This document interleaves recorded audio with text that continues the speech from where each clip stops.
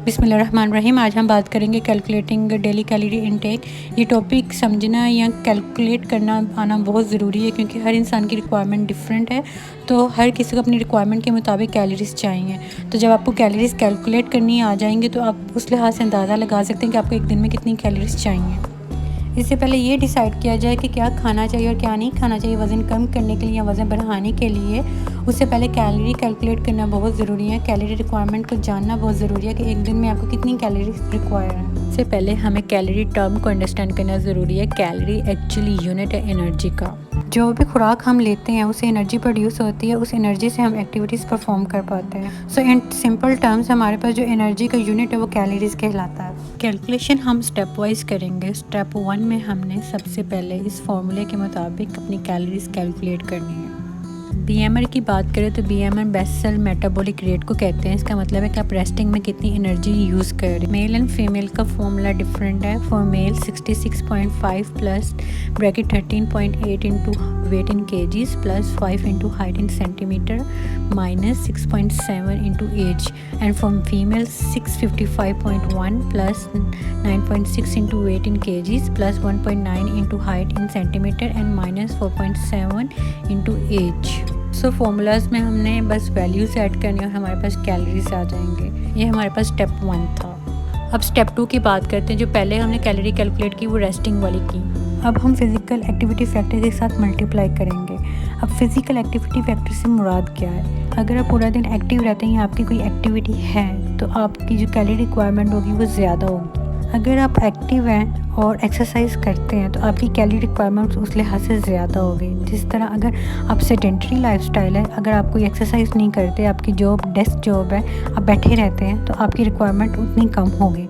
इस चार्ट की हेल्प से आप कैलकुलेट कर सकते हैं कि अगर आपका लाइफस्टाइल सेडेंटरी है, आप अपनी कैलोरीज़ को 1.2 से मल्टीप्लाई करेंगे और आपकी टोटल डेली एनर्जी एक्सपेंडिचर निकल आएगा कि पूरे दिन में कितनी कैलोरीज चाहिए। लाइटली एक्टिविटी में ये आएगा कि लाइट एक्सरसाइज है और आप हफ्ते में 1 दिन या 3 दिन एक्सरसाइज करते हैं या कोई भी एक्टिविटी परफॉर्म करते हैं। अगर बात कर लें घर के कामों की एंड ऑल, ये सारे सेडेंटरी में आते हैं। ऐसी कोई एक्सरसाइज या ऐसी कोई एक्टिविटी जिससे आपकी हार्ट बीट ज़्यादा होती है तो वो फिर एक्टिव लाइफस्टाइल में काउंट होता है। इसी तरह अगर आप मॉडरेटली एक्टिव हैं या वेरी एक्टिव हैं या एक्सट्रीमली एक्टिव, तो आप कैलकुलेट करके अपनी टोटल कैलोरीज जान सकते हैं। अब एग्जाम्पल देख लेते हैं। यहाँ कैलोरीज जो निकली है वो 1579 है। इसको मल्टीप्लाई किया गया है 1.2 से, मतलब फिजिकल एक्टिविटी फैक्टर से, तो टोटल कैलोरीज निकली 1900 किलो कैलोरीज पर डे। तो यहाँ लाइफस्टाइल सेडेंटरी है।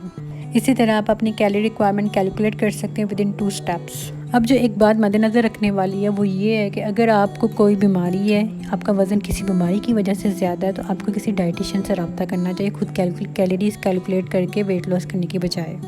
इसी तरह अगर आप हेल्दी हैं और ओवरवेट हैं तब आप ये फार्मूला यूज़ करके अपना वेट कम कर सकते हैं। कम करने के लिए हमारे पास जो रूल होता है उसमें ये होता है कि या तो हम 500 कैलोरीज टोटल कैलोरी में से डिडक्ट करते हैं या तो 300। पहले 300 करें फिर 500 कैलोरीज करके आप वेट लॉस करें। अगर आप गेन करना चाहते हैं तो पहले 300 कैलोरीज अपनी टोटल कैलोरीज में ऐड करें, फिर 500 कैलोरीज ऐड करें और इस तरह आहिस्ता आहिस्ता अपना वज़न बढ़ाएं या वज़न कम करें।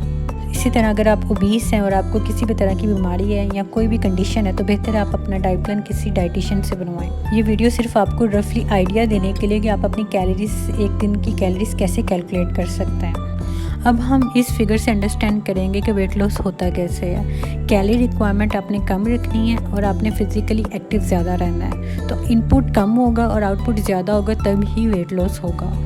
और अब बात करें वेट गेन की, तो वेट गेन में हमने कैलोरीज ज़्यादा रखनी है, लाइक अराउंड 3000 कैलोरीज है, लेकिन आपकी जो फिज़िकल एक्टिविटी होगी, जो आपका आउटपुट होगा वो कम होगा। इसी तरह वेट गेन होगा।